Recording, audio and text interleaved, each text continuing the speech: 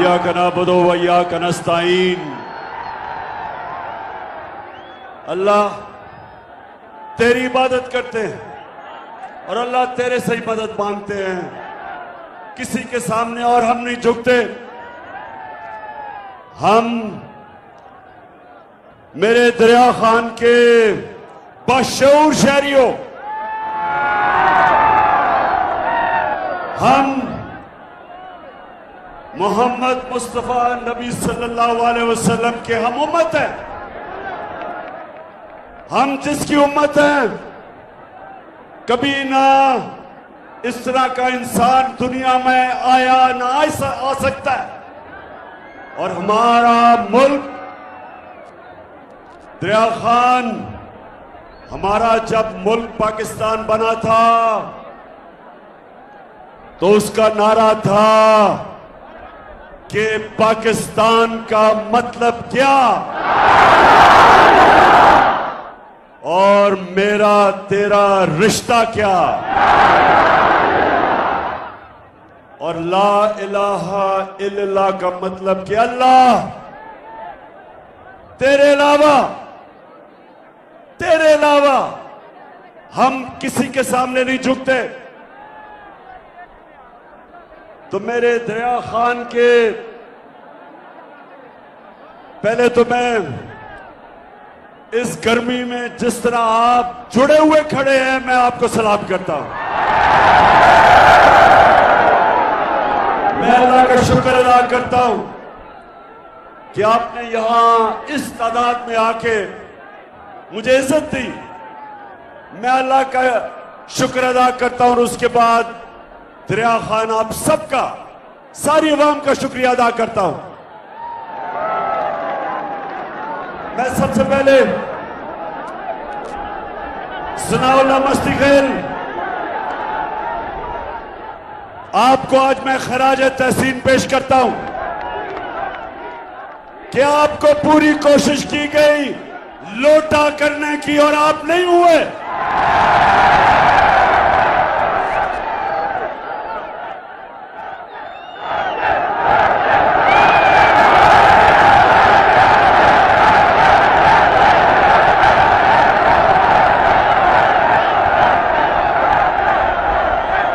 माशाअल्लाह, माशाअल्लाह, आपके शऊर को भी सलाम करता हूं। लेकिन मैं ये पूछता हूं कि जो यहां से एमपी बनता है, ये क्यों हर बारी लोटा हो जाता है? जवाब दे। ऐसे गैरतमंद बाशऊर लोगों का एमपी कभी किसी जमात में, कभी लोटा हो के किसी जमात में, इसकी क्या वजह है? अब जरा गौर से मेरी बात सुने। ये लोटे बनते क्यों हैं? इसकी वजह कि जब एक इंसान का नजरिया नहीं होता, नजरिया एक इंसान को किबला देता है। हम जब नमाज पढ़ते हैं, हम खाना काबा की तरफ देखते हैं, ये हमारा किबला है। उसी तरह जब आप ला इलाहा इल्लल्लाह का दावा करते हैं तो अल्लाह आपको किबला दिखाता है। ला इलाहा इल्लल्लाह का बहुत बड़ा दावा है। आप अल्लाह से वादा करते हैं कि मैं अल्लाह सिवाय तेरे किसी को नहीं मानता, किसी के सामने नहीं झुकता। और फिर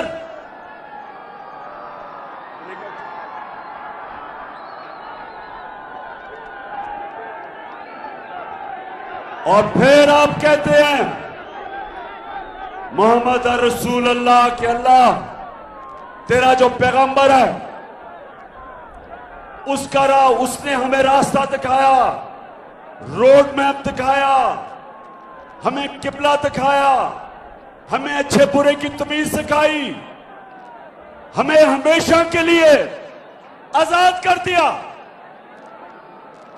तो मेरे दया खान के बादशाह शहरियों, लोटा तब होता है जिसका कोई किबला नहीं होता। जिधर से उसको फायदा नजर आता है, लोटे का मुंह उधर हो जाता है। किबला जब एक इंसान का नजरिया नहीं होता, जब उसका किबला नहीं होता, तो वो जिधर से जो पैसा देता है, जो इख्तियार देता है, जिधर से धमकी मिलती है, लोटा उधर ही चला जाता है। और जब एक मुल्क के अंदर लोटों की तादाद बढ़ जाती है, वो मुल्क को तबाह कर देते हैं। इसलिए आप सब ने, और माशाल्लाह जिस तादाद में आप सब आए, आपने सबने मेरे साथ मिलके इन लोटों को और इन चोरों को शिकस्त देनी है। दया खान, हाथ खड़ा करके मुझे बताओ कि तैयार हो आप? तैयार हो सब? मेरी बहनें, आप सब तैयार हो? आपकी मैं ड्यूटी लगा के जा रहा हूं। घर घर आपने जाना है, हर दरवाजे पे आपने एक ही बात करनी है कि ये इलेक्शन नहीं हो रहा, ये हकीकी आजादी की जहाद हो रही है। हम देखेंगे, लाजिम है कि हम भी देखेंगे, हम देखेंगे, हम देखेंगे। ये जहाद किसके खिलाफ हो रही है? अमेरिका की साजिश के तहत हमारे ऊपर चोरों को और डाकुओं को मुसल्लत किया गया है। ये चोर 30 साल से इस मुल्क का खून चूस रहे हैं। 26 साल से मैं इनके खिलाफ जहाद लड़ रहा हूं। मैं सियासत में आया इनका मुकाबला करने के लिए था। मैं आया ही पॉलिटिक्स में था इन चोरों के खिलाफ। 26 साल मैंने इनके खिलाफ जहाद लड़ी है। और अब अमेरिकी साजिश के तहत और यहां मुकामी मीर जाफर और मीर सादिक ने मिलकर साजिश करके 22 करोड़ अवाम की मुंतखब हुकूमत को गिरा के इन चोरों को हमारे ऊपर मुसल्लत किया। और अब खौफ फैलाया जा रहा है, डराया जा रहा है, धमकियां दिए जा रहे हैं। लोगों को टेलीफोन आता है कि हम तुम्हें ये कर देंगे, हम तुम्हें उठा देंगे, हम जेलों में डाल देंगे। सहाफियों के पीछे पड़े हुए हैं। इमरान रियाज जैसा और रियाज अमीर जैसे सहाफी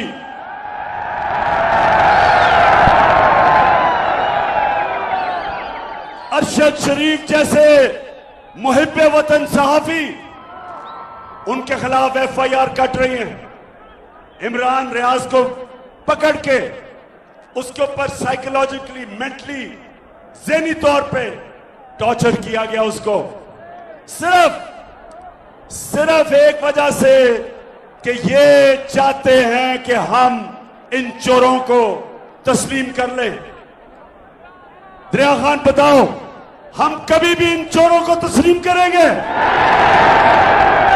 हम कभी भी इन अमेरिका के गुलामों को तस्लीम करेंगे? मैं आपके सामने खड़ा होकर कहता हूं मेरे ऊपर आपने 15 एफआईआर काटी है, आपने मेरे टीम के लोगों के ऊपर एफआईआर काटी है। ये कान खोल के सुन लो, कान खोल के सुन लो, ये चोरों और डाकू जो ऊपर बैठे हो और जो लोग तुम्हें ऊपर लेके आए हैं, जिन्होंने अमेरिका के साथ मिलकर साजिश की, सुन लो। मैं आज कहता हूं कि अगर मेरी जान भी कुर्बान हो, मैं कभी इन चोरों को कभी तस्लीम नहीं करूंगा।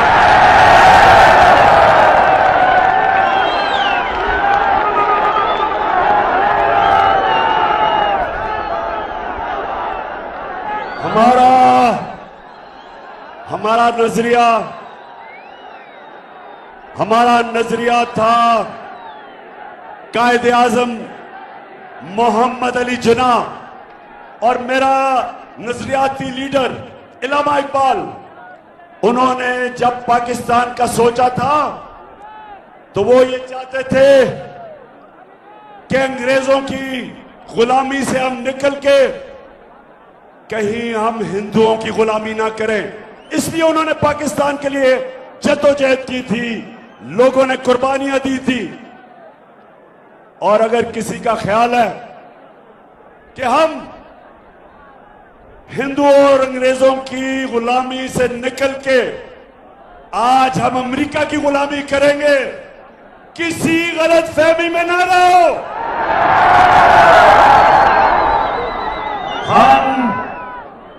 फिर से मैं आपको बता दूं कि दुनिया के अजीम तरीन लीडर मोहम्मद मुस्तफा सल्लल्लाहु अलैहि वसल्लम, हम उसकी उम्मत है।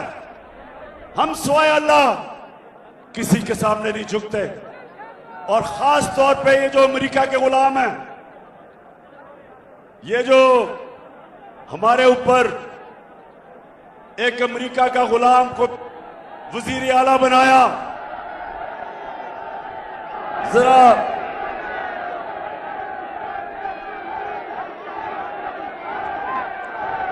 अमेरिका का जो गुलाम है, ये जरा सुने। जब मैं आया हूं तो आप समझेंगे शायद ये मांगने आया है। मैं मांगने नहीं आया, लेकिन मजबूरी है हमारा। जिस तरह माजी में 75 साल में आपने हमारा हाथ उठाया है, कुछ ऐसा आप हाथ उठा दें तो मैंने कहा मैं वादा करता हूं कि इंशाअल्लाह हम पूरी कौम हम मिलकर दिन रात मेहनत करेंगे, पसीना गलाएंगे, अपने पांव पे खड़े होंगे इंशाअल्लाह, दूर खड़े होंगे इंशाअल्लाह। यानी के कह रहा है कि हम बड़े मजबूर हैं, हम तो बेकारी हैं, इसलिए हमें अमेरिका की गुलामी करनी है। और हम तो बस आप के महरूने मिन्नत हैं, हमें थोड़े पैसे दे दो। शहबाज शरीफ में ये बताओ कि तुम एक शरीफ खानदान और एक सरदारी खानदान, 32 साल से तुम इस मुल्क पे हुकूमत कर रहे हो, 32 साल, और अब आओ और कहो कि जनाब हमारा मुल्क तो बड़ा गरीब है जी, हम तो लाइफ सपोर्ट मशीन पे हैं। जरा लाइफ सपोर्ट मशीन, इनका वजीर क्या कहता है, जरा ये सुन ले, ये सुने जरा। ये वो उम्मत है जो रसूल अल्लाह नबी सल्लल्लाहु अलैहि वसल्लम की उम्मत है। ये मुल्क बना था इस्लाम के नाम पे, नारा था ला इलाहा इल्लल्लाह, और ये हमारे हुक्मरान हैं जो खुद तो है ही बेशरम, सारी कौम को शर्मिंदा करवाते हैं। ऑलरेडी ये माशी हालात जो है हमारे इंतहाई मखदूश हैं। ये सारे वेंटिलेटर जो है ना, ये लगे हुए हैं अमेरिका की मर्जी से लगे हुए हैं। अमेरिका चाहे तो ये सारे के सारे जो हमें जो इस वक्त ड्रिप्स लगी हुई हैं या वेंटिलेटर लगे हुए हैं, सारे के सारे ऑफ हो जाते हैं। सुन लिया, तो अमेरिका के यानी ये कह रहा है, ये इनका वजीर ये कह रहा है ख्वाजा आसिफ कि हम तो जिंदा हैं सिर्फ अमेरिका की वजह से। अगर वो लाइफ सपोर्ट मशीन हटाते हैं, मर जाते हैं।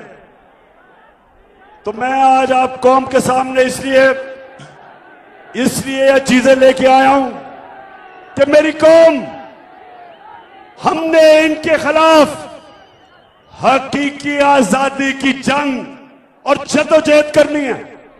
हम इन चोरों को कभी भी तस्लीम कर गए तो सारी जिंदगी हम गुलामी करेंगे अमेरिकाओं की और इन चोरों की। इसलिए ये जो यहां का मुकामी लोटा है, जो बार बार लोटा होता है, आपने इसको शिकस्त देनी है। अच्छा, आप पहले सुने जरा। पहले तो इन्होंने हमारे ऊपर पहले तो एक मुसल्लत कर दिए चोर। उसके बाद उन चोरों ने आते साथ ही बजाय हमें कहते थे जी हमारी हुकूमत ने महंगाई कर दी, तो इनका तो काम था कि महंगाई कम करना। इनके 2 महीने में जो महंगाई हुई है, पाकिस्तान की तारीख में कितना ऐसा वक्त था 2 महीने जितनी इतनी महंगाई हुई, क्योंकि ये महंगाई खत्म करने नहीं आए थे, ये अपनी चोरी, अपने केसेस, अपनी करप्शन खत्म करने आए थे। इन्होंने ये सुने दरिया खान के लोगों, इन्होंने आते साथ ही 1100 अरब रुपए का डाका मारा है। इन्होंने 1100 अरब रुपया आते साथ ही 1100 अरब रुपया इन्होंने अपना चोरी का माफ करवाया। तहरीक इंसाफ के दौर में 3.5 सालों में हमने नैब के हमारे दौर में 480 अरब रुपया हमने चोरों से लिया था और 1100 अरब रुपया अभी और लेना था। इन्होंने कानून बनाया, आते साथ ही नैब के अंदर अमेंडमेंट की और इस कौम का 1100 अरब रुपया माफ करवाया। एहसन इकबाल कहता, जब उसको एक फैमिली ने कहा, जब उसको सही माने में कहा कि चोर हो, तो कहता बदतमीजी की गई है। और एहसन इकबाल, इन्होंने आपके मुंह पे सच बोला है, आप चोर नहीं, आप डाकू हो, आप भी चोर। ये जो आपका भगौड़ा नवाज शरीफ जो लंदन बैठा है वो भी चोर। चेरी ब्लॉसम जूते पॉलिश करने वाला शहबाज शरीफ वो भी चोर। गैर आईनी तौर पे जो वजीर आला बना हुआ है हमजा कुकड़ी वो भी चोर। और आपके साथ जो मिला हुआ है, जो इस मुल्क की सबसे बड़ी बीमारी आसिफ जरदारी, चोरी कर 30 साल से चोरी कर रहे हैं सब। और वो आपने जितना दूजियां जमाता फिर बड़ा पिटना, जितना वही इमरान खान जितना, दूजियां जमाता फिर बड़ा पिटना, जित जान साडी तहरीक है अज मेरा जी कर दे, इमरान खान दे जलसे च अज मेरा नचने नूं, इमरान खान दे जलसे च अज मेरा नचने नूं जी कर दे, कप्तान खान दे जलसे च अज मेरा नचने नूं जी कर दे।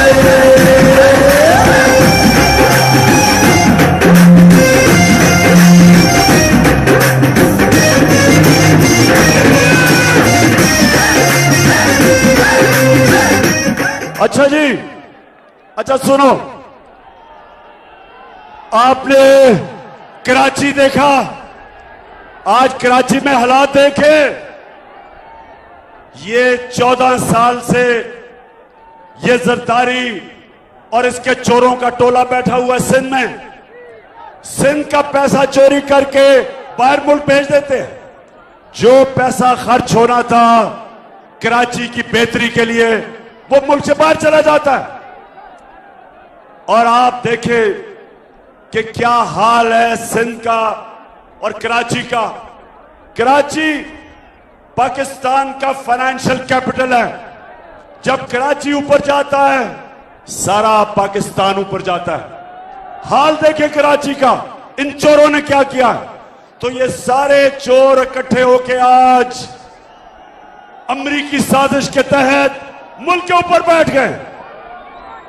तो मुझे बताएं, मुझे फिर से बताएं, मैं बड़ी दूर से आपके पास आया हूं, फिर से बताएं कि आप तैयार हो? माशाअल्लाह। अच्छा आप सुने, इनकी जो कैंपेन कर रही है इन चोरों की, वो है झूठों की शहजादी।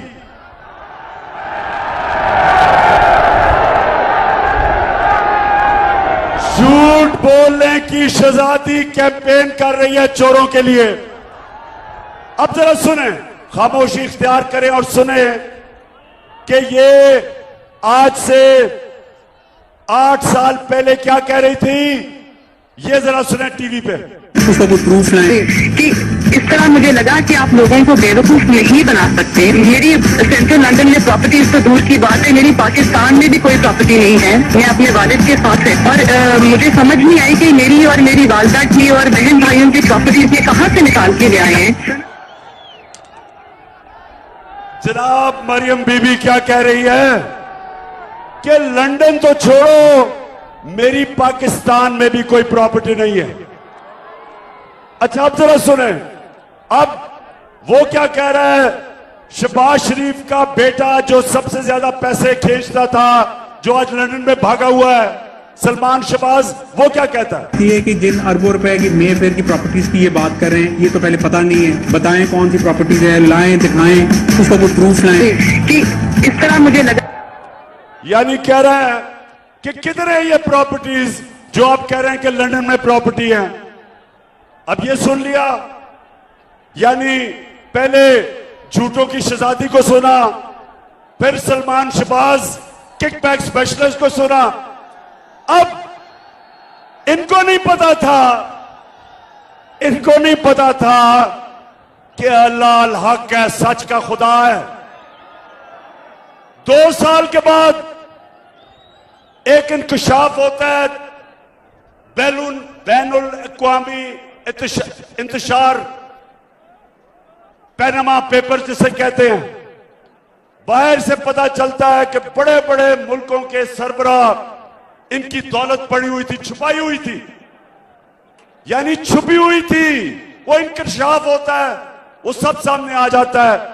तो जब वो टीवी पे आता है कि इनकी, जब ये मरियम बीबी कह रही थी कि मेरी पाकिस्तान तो लंदन छोड़ो, पाकिस्तान प्रॉपर्टी नहीं है, तो उस इंकशाफ में पता चलता है कि लंदन के सबसे महंगे इलाके में, और दरिया खान के लोग ये सुन लो, यूरोप में सबसे महंगा शहर लंदन है, और लंदन के सबसे महंगे इलाके में पता चलता है कि 4 अरबों रुपए के महलात मरियम बीबी के नाम पे निकले। तो जब वो निकलते हैं, अब जरा ये सुने, आपको मजा आएगा। जब वो निकलता है, आपने सुना इन्होंने कहा हमारी कोई प्रॉपर्टी नहीं है। तो जब इंकशाफ हो जाता है, तो मरियम का भाई हुसैन शरीफ क्या कहता है, ये जरा सुने। का भांडा फोड़ दिया। अल्हम्दुलिल्लाह पार्लियामेंट के ऊपर जो अपार्टमेंट्स हैं वो अल्हम्दुलिल्लाह हमारे हैं। मेरी और मेरी वालदा की और बहन भाइयों की प्रॉपर्टीज ये कहाँ से निकाल के ले आए हैं। सेंट्रल लंदन में प्रॉपर्टीज तो दूर।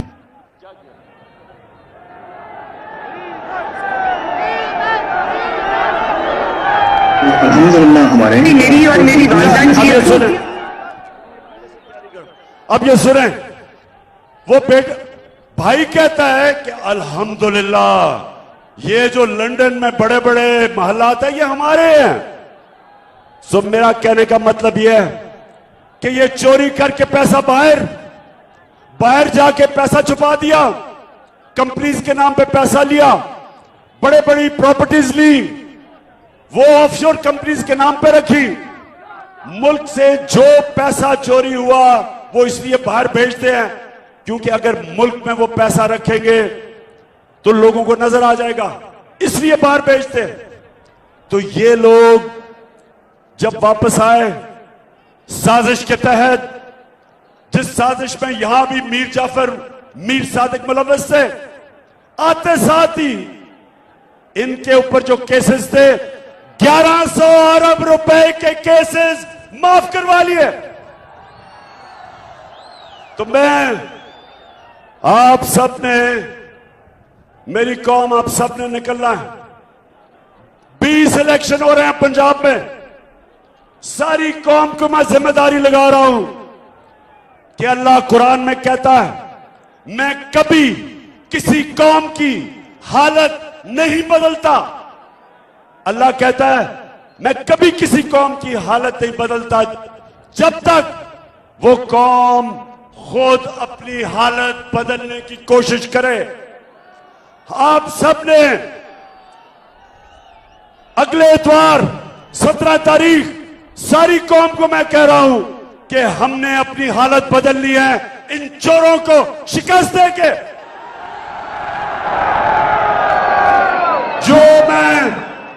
जो मैं सारे पाकिस्तान में 26 साल से पॉलिटिक्स कर रहा हूं, 2018 के इलेक्शन में, जनरल इलेक्शन में जब मैं गया कैंपेन करने, तो मैं दरिया खान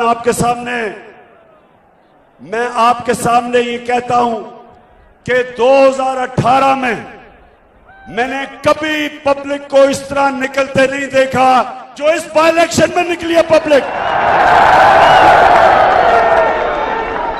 और मेरे में कोई शक नहीं कि जो मर्जी ये कर लें, ये किसी सूरत 20 के 20 इलेक्शन, एक इलेक्शन नहीं ये जीत सकते चोर।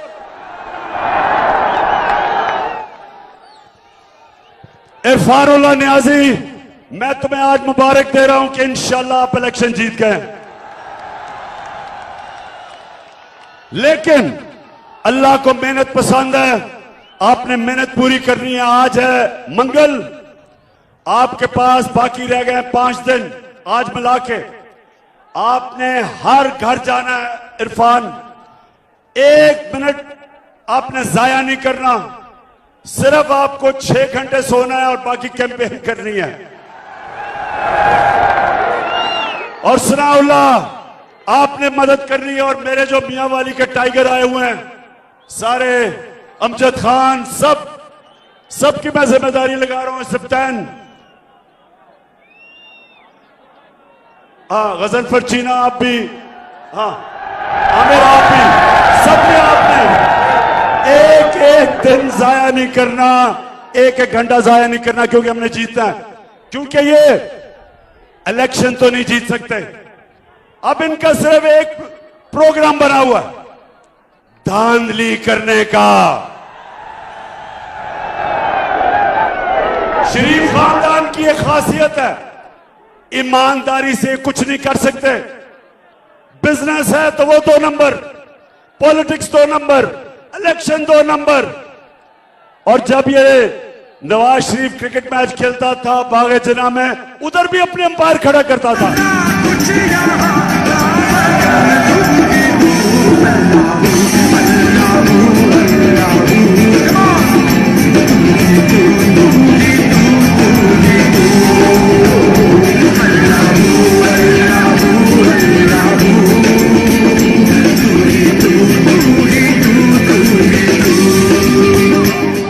तो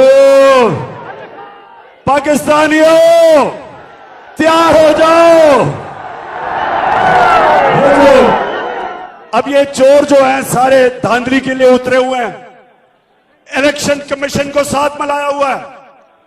जो chief election commission Sikandar public को बताओ, आज सच बताओ कि कितनी दफा मरियम और हमजा कुकड़ी के पास गए थे, बताओ सबको। बताओ कि किस तरह तुम बैठ के तैयारी कर रहे हो इलेक्शन में धांधली करने के लिए।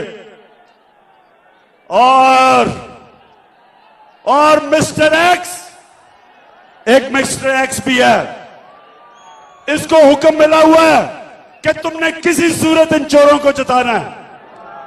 तो मिस्टर एक्स, मुझे नई खबर मिली है कि तुमने मिस्टर वाई को मुल्तान पहुंचा दिया धांधली के लिए।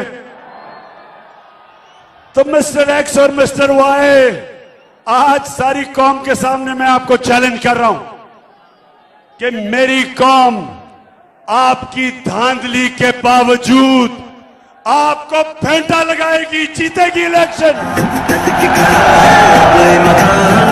करेगा सब कप्तान, नया बनेगा पाकिस्तान, नया बनेगा पाकिस्तान, नया बनेगा पाकिस्तान।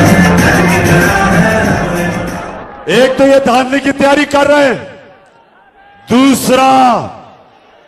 दूसरा लोगों में खौफ फैला रहे हैं। जिस तरह इमरान रियाज को इन्होंने बंद करके ज़हनी तौर पे उसके ऊपर तशद्दुद किया, जिस तरह एयाज अमीर को मार पड़वाने और जलील करने की कोशिश की, जिस तरह समी इब्राहिम को, फिर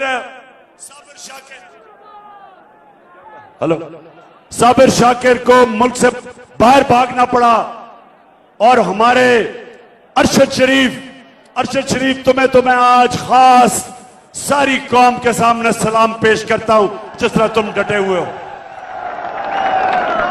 और सुनो दरिया खान, सुनो मेरी बात, अभी आता हूं उसके ऊपर। दरिया खान, एक मेरी बात सुनो। जब हजरत इमाम हुसैन खड़े हुए यजीद के खिलाफ, सुने, जब हजरत इमाम हुसैन खड़े हुए यजीद की फौज के सामने, तो कूफा के लोगों को पता था कि हजरत इमाम हुसैन राय हक पे खड़े हैं, उनको पता था। लेकिन यजीद के जुल्म के खौफ से कूफा के लोगों, उन्होंने मदद नहीं की हजरत इमाम हुसैन की। और हमेशा वो लोग पछताए, बाद में वो पछताए कि हमने इतना बड़ा सानिया होने दिया खौफ के ऊपर। खौफ की वजह से हमने इतना बड़ा मुसलमानों की तारीख में जुल्म होने दिया, बड़ा पछताए। तो हर दौर में यजीद होते हैं, और हर दौर में यजीद लोगों के ऊपर खौफ फैला के, खौफ तारी करके, डरा के, दहशत फैला के उनको कंट्रोल करते हैं, उनको गुलाम बनाते हैं। तो मेरे पाकिस्तानियों, फिर से वापस चलो, जो दावा है अल्लाह से, ला इलाहा इल्लल्लाह, कोई नहीं है खुदा अल्लाह के सिवा, और जो सबसे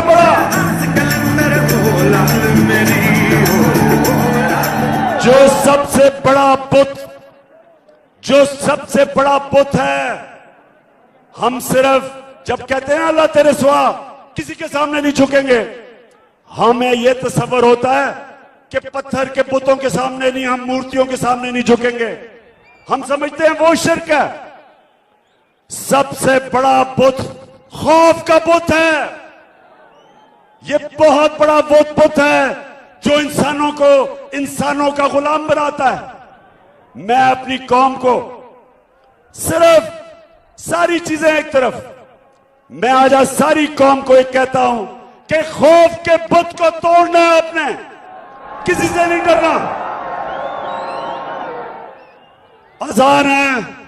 अजान हो गई है, इसलिए मैं अपनी तकरीर खत्म करता हूं इस चीज पे कि मेरे दरिया खान के लोगों, हम अपनी आजादी के लिए एक आजाद फॉरेन पॉलिसी, जिसमें हम सारी दुनिया से दोस्ती करना चाहते हैं, लेकिन हम किसी की गुलामी नहीं करना चाहते।